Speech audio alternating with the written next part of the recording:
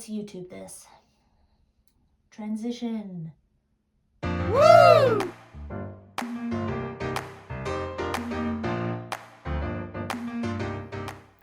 I like to read. Just a little bit. Obsessed with both books and also organizing them on my shelves by color. But why?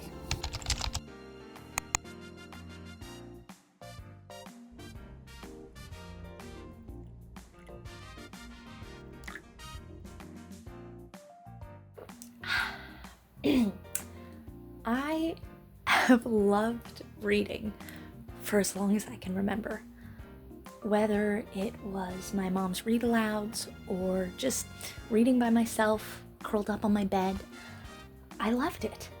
And the homeschooling curriculum that my parents chose, Sunlight, if you know, was literature based. So whatever subject we were learning, we learned it through literature and through stories.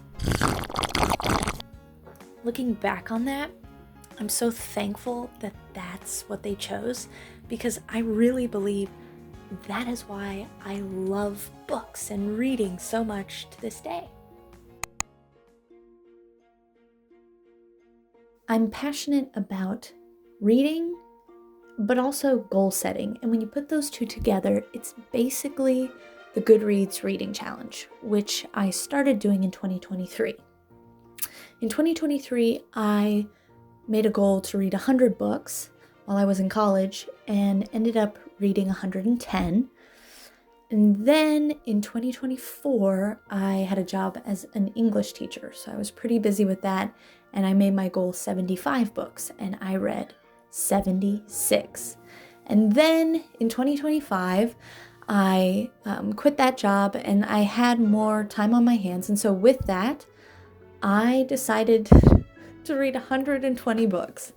And this has definitely been the most challenging. It's kind of, to me, the peak of the mountain, the summit, and it only is going to go down from here. I cannot imagine myself doing more than 120 books a year, and I felt the stress of it. Technically, I'm not done yet because I'm filming this at the beginning of December, but I have like 7 books left, and by the end, I'll have completed my goal, just barely. So I thought to remember this special year that I did something with book reading that I'm probably not going to do again, I wanted to kind of put the cap on it by going over my top 15 books for this year.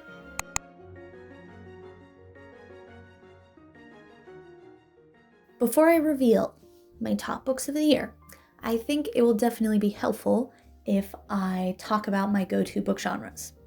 I've dabbled a little bit in book talk, watched some book YouTubers, but I've yet to find any person on YouTube who likes the book genres that I like in the way that I like them.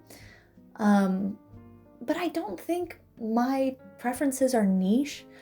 So if you know of any YouTubers or people online who like these same genres, please let me know. I would love to watch some of their videos. Now on to my book genres. Christian classics. Now, sometimes it takes me a while to get around to some of these books because they've been recommended to me again and again and again. But then when I finally read them, I realize why they're classics in the first place. And they're so convicting and life-changing. And that's why I don't read as many of them every year as I do books in other genres, because I need to take my time to chew over everything I read and to let it change me.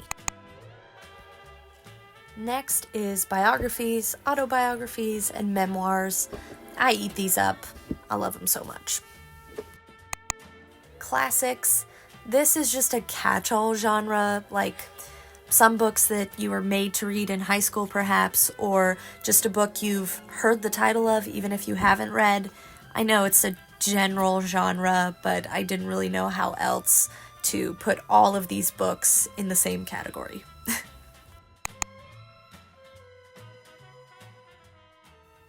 last but not least, and by far my largest category, is, drumroll please, historical fiction. Now, when I talk about historical fiction, I'm not primarily referring to Gone with the Wind, The Color Purple, or more recently, The Nightingale. I may like some of those, but the vast majority of the historical fiction reading that I do, and I've been a little bit embarrassed up until this point, but I don't have any reason to be embarrassed about it, so it's mainly children's literature, children and young adult. That's what I grew up on. I love it so much. Now, my standards for those books, I would say, are pretty high. I look at those that have received awards, and some of the top awards that I look for are the Newbery Medal Award, Horn Book Awards, Hans Christian Andersen Book Awards. A lot of depth can be found in children's literature. Go read Charlotte's Web, A Bridge to Terabithia, Tuck Everlasting, Old Yeller, and tell me that these books are inferior. They're writing to primarily a younger audience, and yet when I read some of these books, I can tell that the author also had the parent or the adult who was reading the book to their child in mind. There's beautiful prose and difficult topics that would likely go over the heads of kids, but as an adult, you can grasp hold of those and just appreciate them. So I love high school, middle school, even elementary school age. I love it. That's not all of the books on my top 15 list, but you will see them. You'll see young adult and children's literature sprinkled through. And I do not apologize for that, and I am not ashamed of that. Now for my tainted rating system. I am not objective. You just saw my go-to genres, but nobody truly is. So while it's just going to be my personal opinion, I do have reasons and a system, flawed though it may be, to back up my opinions. I have very strict criteria. Number one, to start us off, let's go to the end. It has to have a good ending. I've read amazing books that were amazing up until the last chapter or page, and then they just dropped the ball.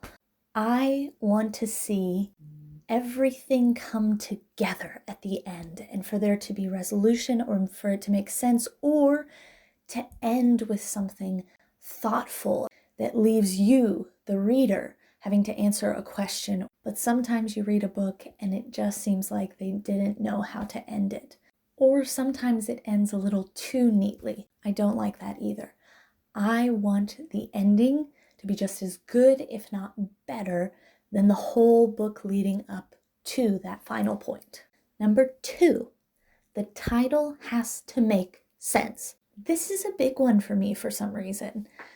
If I come to the end of a book and I have no idea why it's titled the way that it is, that really annoys me and definitely affects my rating. Minus points. Minus points for that. Now you might be saying, Abby, you just didn't understand the metaphor. And I just say, I read the whole book. I can see metaphors. I can see similes. But if I get to the end of a book and I have no idea about the title, no.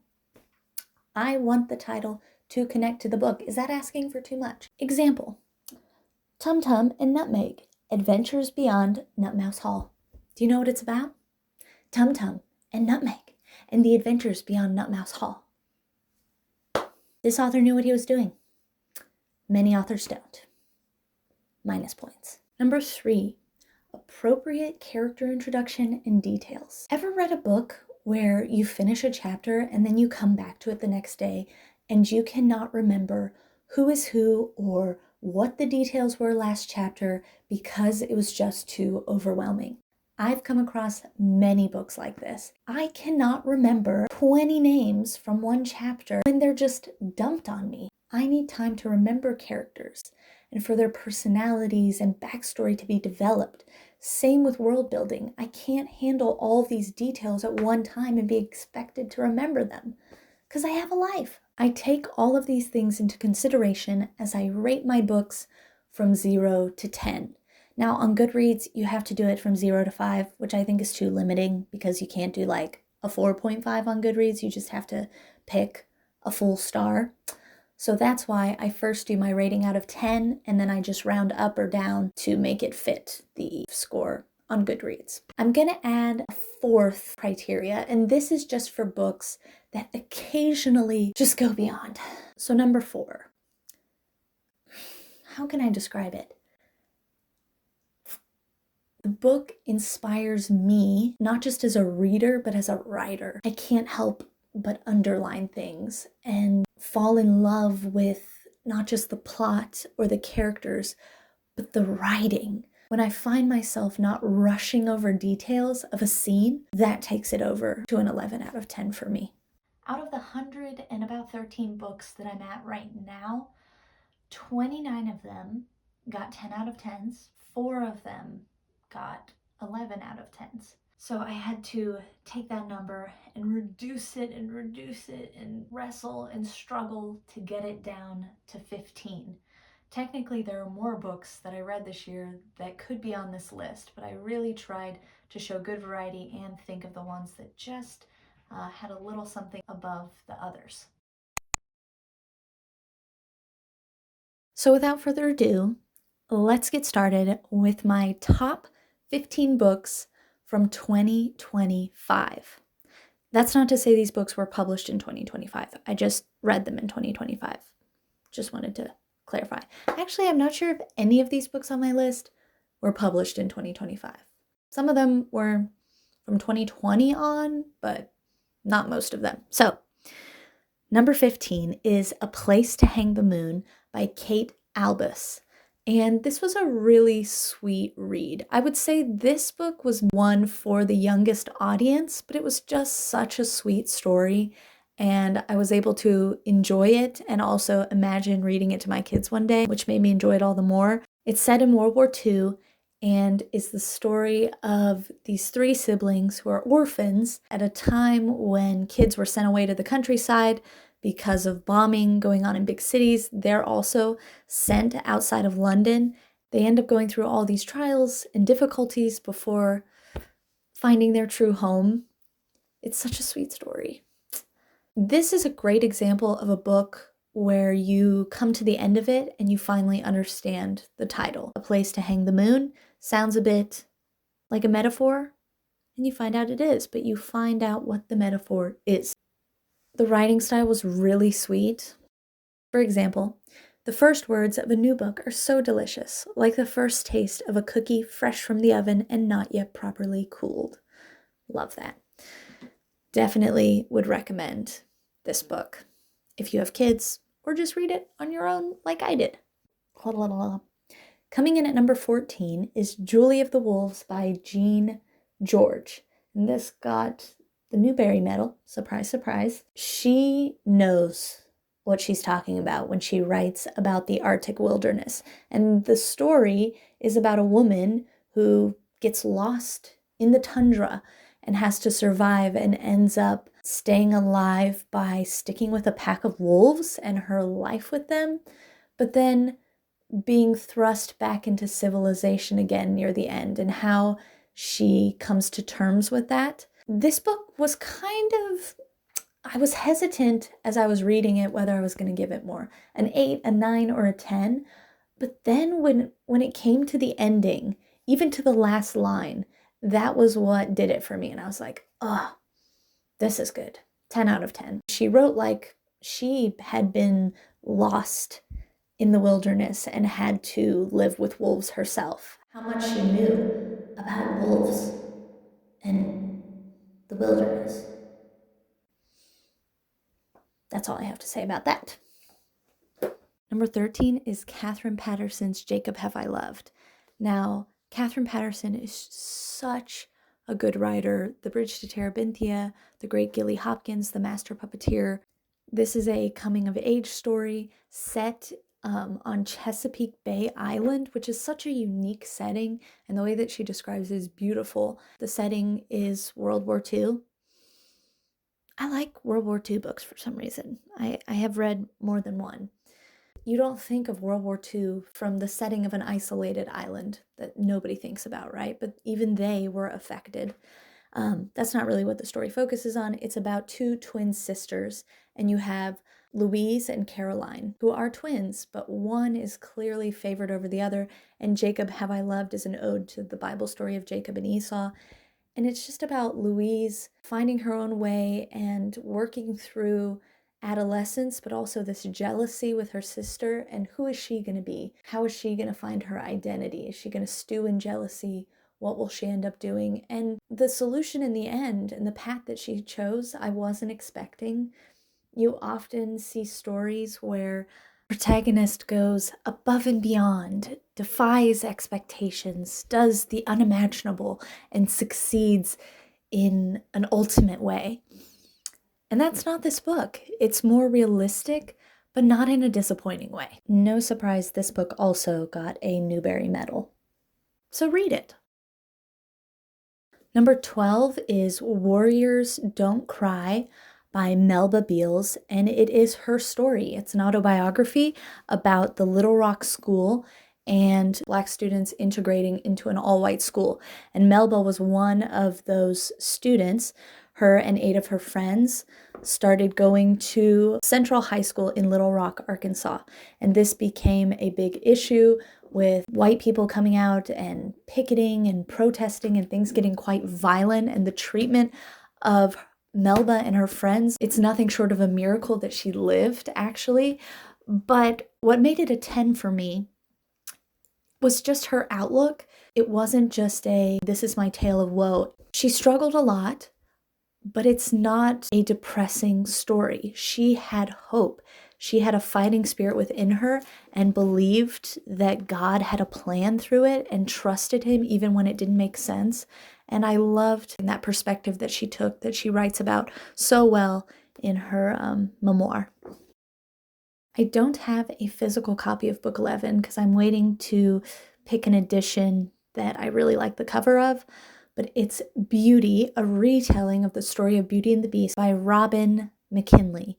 The writing in this book is beautiful. You think you know the story of Beauty and the Beast from Disney, or maybe you've actually read the original story, but the way that she retells it, keeping true to the original story while putting her spin on it with the writing and just beautiful prose and descriptions. It wasn't an 11, but it almost would have become an 11 just because of the way she writes. Some choice quotes that I highlighted. And it felt suddenly that the silence was a listening one. He cannot be so bad if he loves roses so much. The tone of her voice said that she felt she was offering me silk thread to build a bridge across a ravine. Oh, and this was on the final page. The sea of sound and scent and color swept in and foamed around our feet. Oh, like just the way she describes that. She really has a way with words. We are in the 10s now. Coming in at number 10 is A Summer to Die by Lois Lowry. Whatever she writes is incredible. The Giver, Number the Stars, she knows how to write. So when I saw that she wrote this book, I eagerly picked up my copy. And I'm not sure what it is about sisters who are totally different or whatnot, but it reminds me a lot of Jacob Have I Loved, but definitely quite a few differences in terms of the plot. This time we have Meg and Molly's the main character. Her sister has some disease and illness, and as you go through the story, she's jealous of her sister Molly, but then Molly is also struggling with her sickness. The subject of sickness and death is not a light one by any means. This book discusses a lot of serious, hard topics, but that's what makes it so good. And the ending on this one, the last line was just, the cap that I look for. Number 9 is Knowledge of the Holy by A.W. Tozer. It's a Christian classic, not to be confused with another classic, Knowing God by J.I. Packer. A.W. Tozer, I can't say he captures the essence of God because he himself would say none of us can capture the essence of God. That's what this is about. But at least tremendously raises one's awe of the Creator and our inability to comprehend all of who he is. He toys with this tension throughout the book that it's something our intellect cannot grasp. Who is God? And yet he is knowable, and our hearts know him. So I have just underlined so much. The very opening sentence of the book, what comes into our minds when we think about God is the most important thing about us. He always starts his chapters with a prayer. Just listen to this one. Lord, how great is our dilemma. In thy presence, silence best becomes us, but love inflames our hearts and constrains us to speak. Were we to hold our peace, the stones would cry out. Yet if we speak, what shall we say? Who prays like that? I want to pray like that, but to our questions, God has provided answers, enough to satisfy our intellects and ravish our hearts. I could go on and on with what I've underlined about this book, and when I rank these books in terms of spiritual impact, like true impact on what matters in my life, this and then another book I'm going to talk about would be at the top.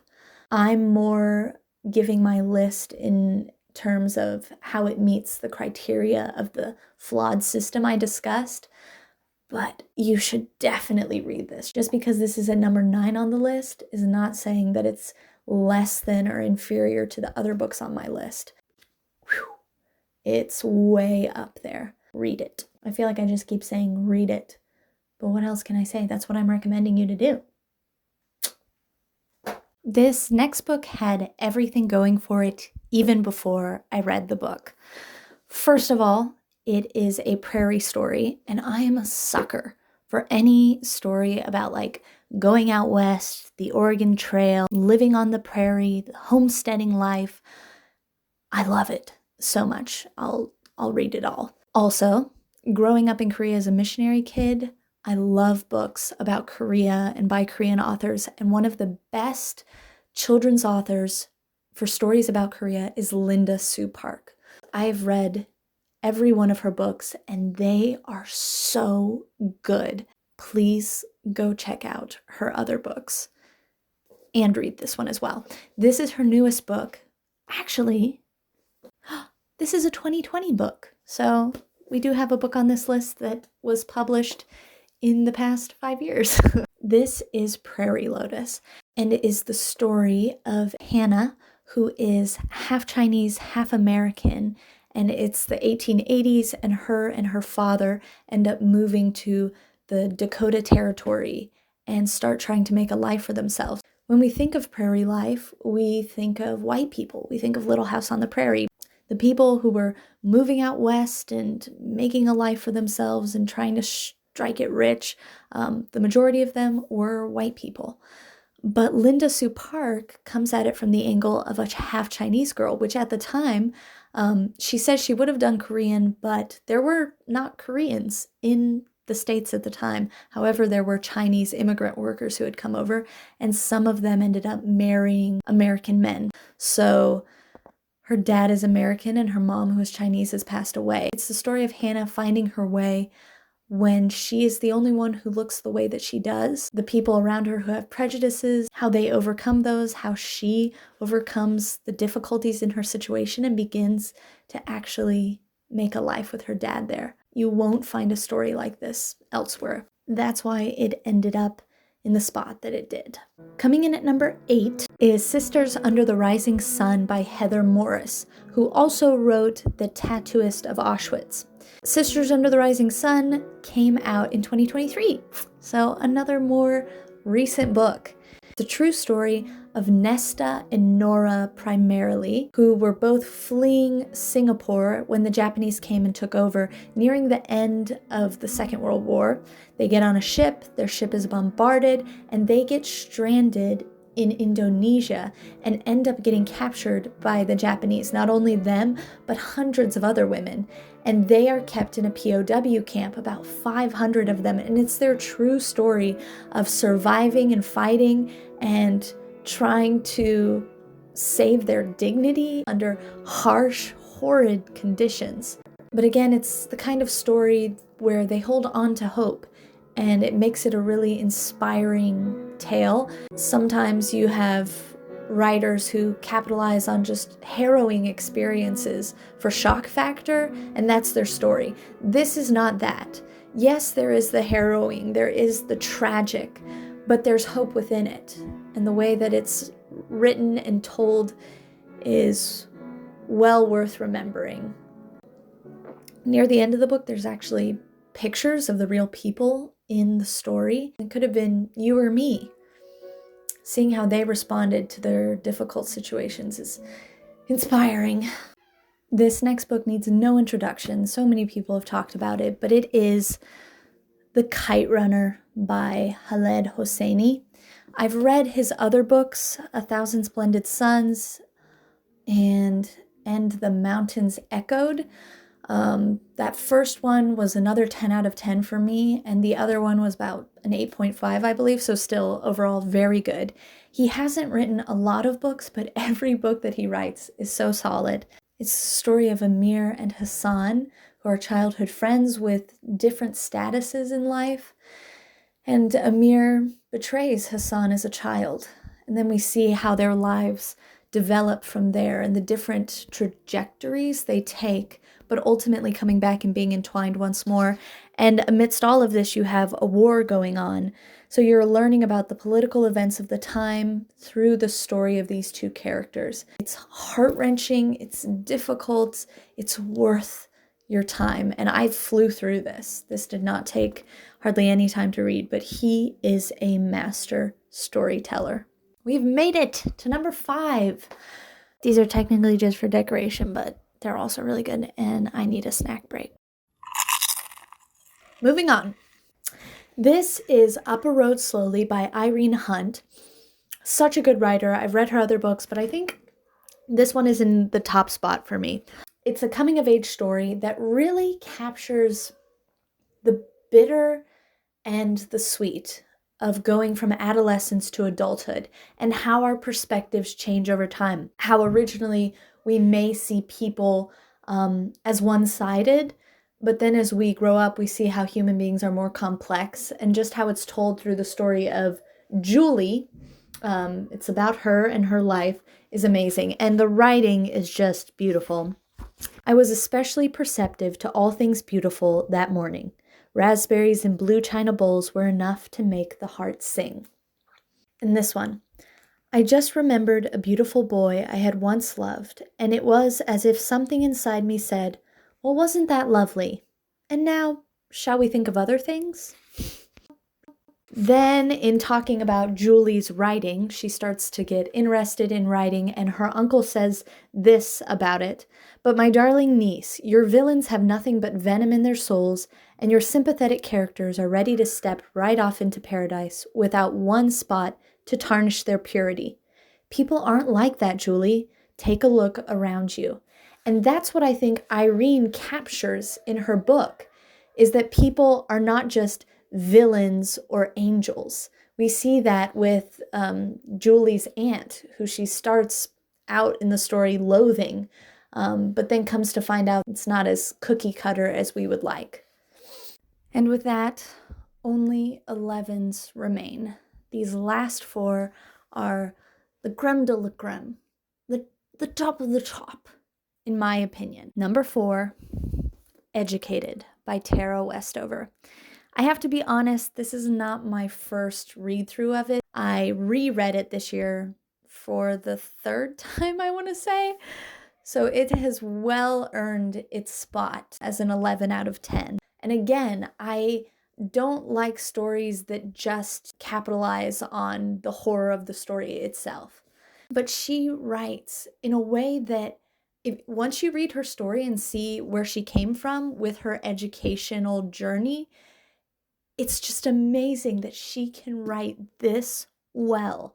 This is the story of Tara and her growing up with a family that was odd, to say the least, in the mountains of Idaho. Her dad is a doomsdayer and believes that the end times are upon them, and they're Mormon.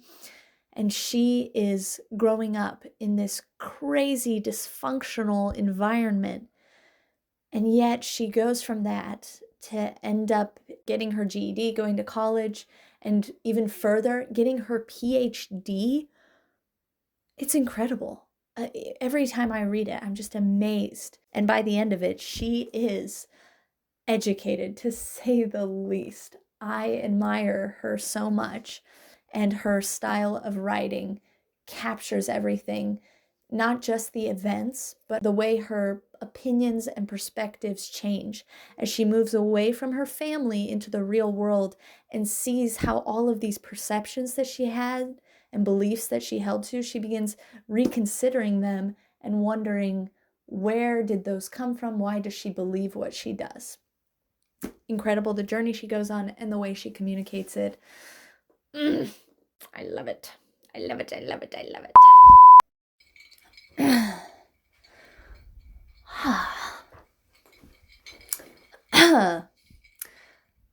Hello again.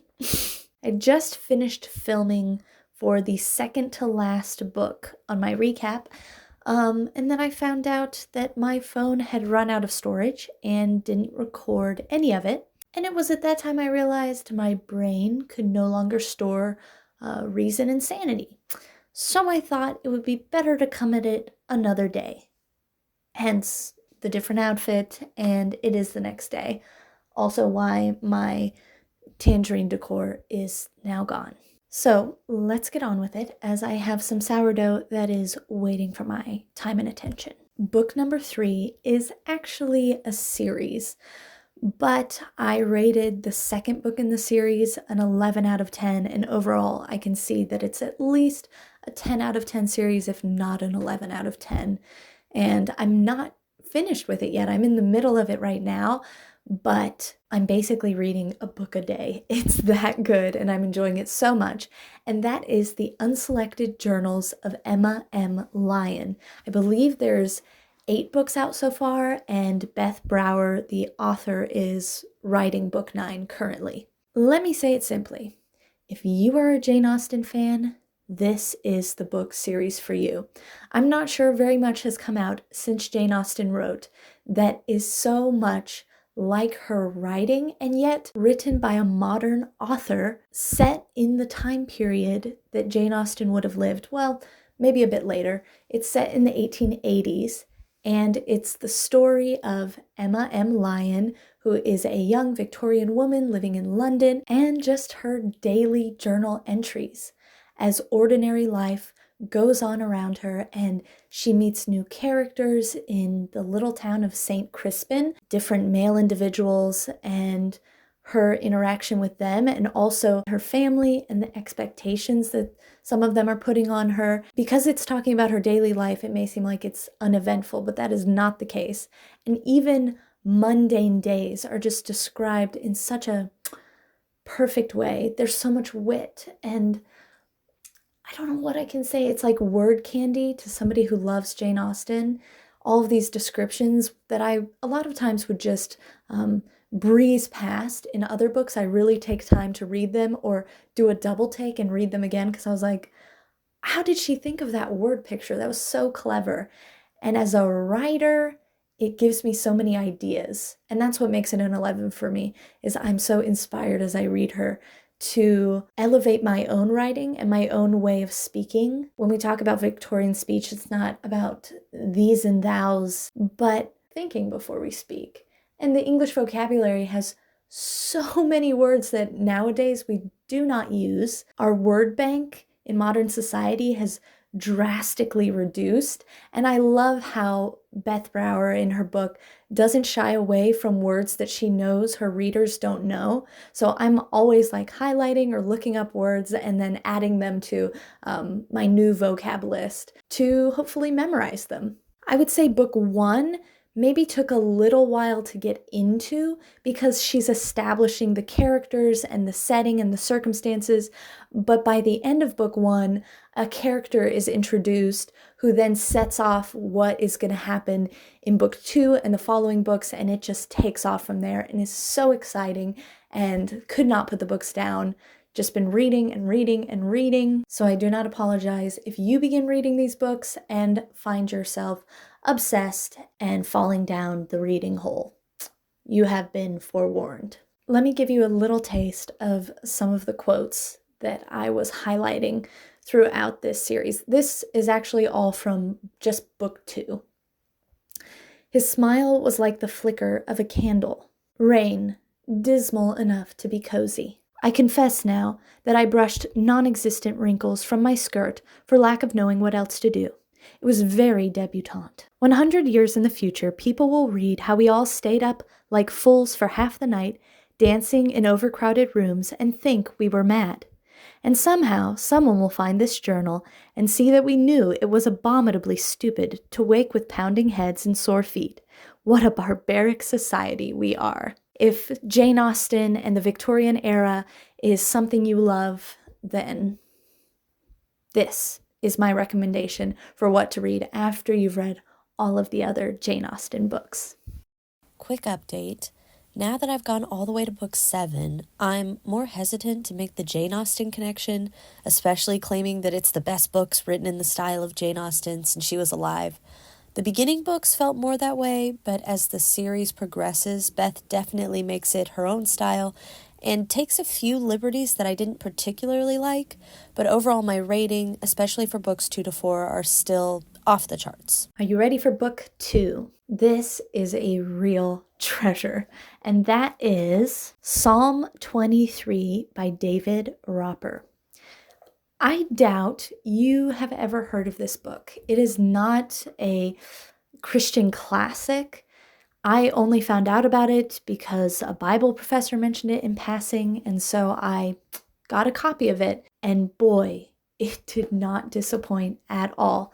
Like it suggests, it's talking about Psalm 23, and it's hope and rest from the shepherd. This book feels like the culmination of wisdom that somebody who's been seeking after God for a long time has within them, and it just overflows into this book. David Roper shows us the contented follower in an age of dissatisfaction, the trusting follower in an age of doubt and deceit, the restful follower in an age of activism, and the restored follower in an age of denial. I have underlined almost on every page. He puts in stories, he puts in illustrations, poems, quotes, Bible verses. There's just so much to take from this.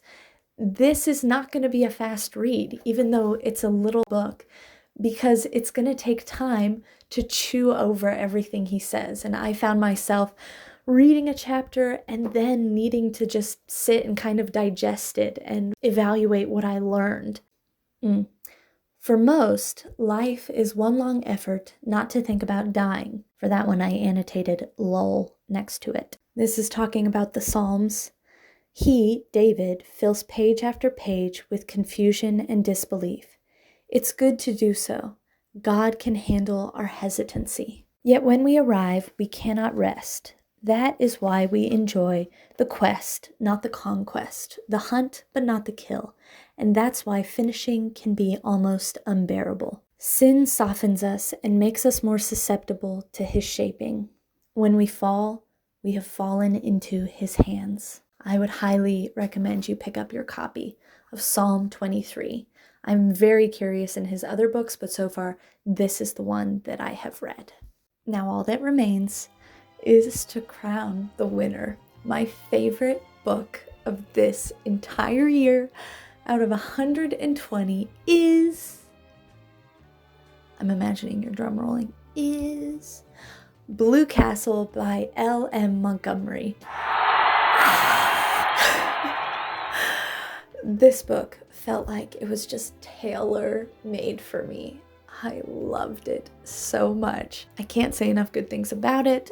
To give you a simple idea of the plot, this book is about a girl named Valancy who is unmarried and about at the age of 29, living with her family in rural Ontario, and it is extremely unsure of herself. She's belittled by her entire family, who look down on her and compare her to her cousin, her successful, accomplished cousin, Olive or Olivia. Valancy also finds herself quite envious, wishing she could be more like her cousin. She doesn't speak up for herself. She wears drab colors, doesn't really care much, kind of in this like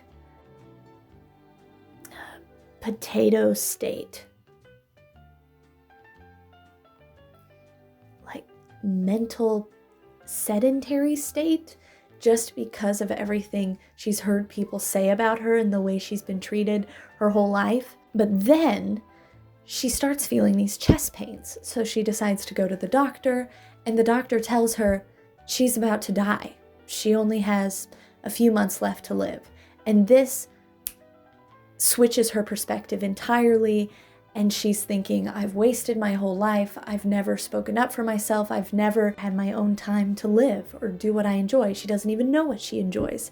And so she goes on this crazy adventure and gets entwined with this neighborhood outcast named Barney Snaith, who people look down upon, and he's kind of a handyman who just takes up jobs here and there. And she gets entwined with him in the most interesting way.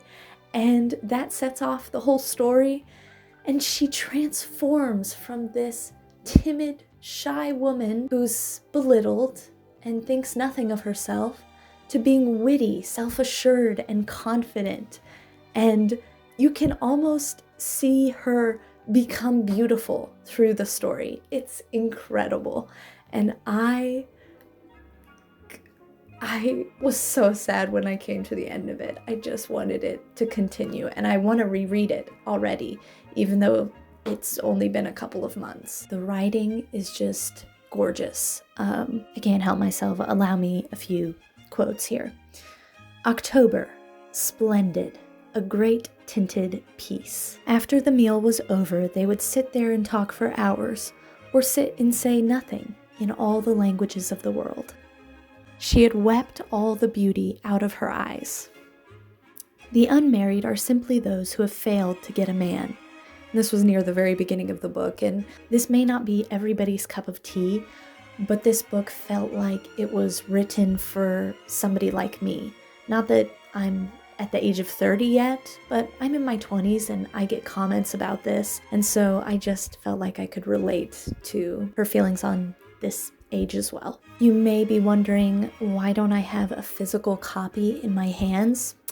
I concur. I desperately want a physical copy of it, but I tell ya, I cannot find a beautiful Blue Castle book edition for the life of me. I've gone onto Goodreads, where you can click down and look at all of the book editions that have been printed since the beginning, and I was shocked. Either they are ugly, or not only are they ugly, but they're AI generated. You can see, like, in the past 2 years how all these new editions have come out, and then you look at them and they are horrendous. It's such a disservice to the content within the cover. I'm not saying that the cover is everything, but for a book that I love this much, having just a dismal AI generated cover is unacceptable. So I am on the hunt for a really solid book cover, and even the ones that are the classic covers, I don't love, because it's like this beautiful woman and this handsome guy in the background, and that's not the characters as they're described in the book. And so I really don't want to get that edition. So anyways, maybe I'll just have to get one custom made. I don't know, but I'm willing to wait to get a cover that is worthy of the content inside. And with that, those are my favorite books of 2025. Thank you for sticking around as I rambled and figured out this whole system and how to film. Looking back at the footage already, I have no idea if this is of any interest to anyone. But if you enjoy reading and you like similar books to me, I'd love to know. Please share with me some of your book recommendations. Actually, the book series that I'm finishing the year with, the Emma M. Lyon series, was recommended by a friend. So shout out to Mrs. Connie if you're watching. I loved that recommendation and am relishing the book series that you suggested I read. I may never do a video like this again, so enjoy it or ignore it, and have a great Christmas season and a happy new year. Transition.